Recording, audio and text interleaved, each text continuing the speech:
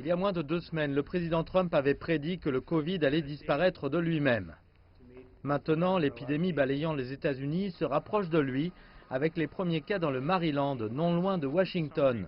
Trump a quitté la capitale américaine pour visiter le Center for Disease Control à Atlanta, après avoir signé plus tôt un projet de loi de financement d'urgence pour lutter contre le coronavirus. Alors nous voilà 8,3 milliards. On s'en sort très bien. Mais c'est un problème imprévu, pas un problème. Nous sommes sortis de nulle part, mais nous nous en occupons. Mais plus d'argent pourrait être nécessaire. La Réserve fédérale américaine a réduit ses taux d'intérêt au début de la semaine pour stimuler l'économie contre les dommages causés par le virus. Mais avec les marchés boursiers qui sont en dents de scie, et Trump veut plus d'action. Je pense que ce qui se passe, c'est que la Fed devrait réduire ses taux et la Fed devrait stimuler l'économie. Et il devrait le faire parce que d'autres pays le font et cela nous met dans un désavantage concurrentiel.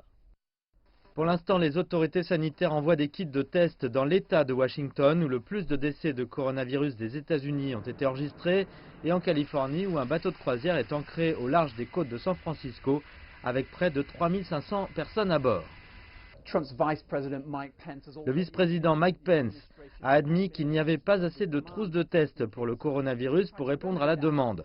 900 000 kits de tests ont déjà été distribués et 4 millions d'autres seront prêts la semaine prochaine.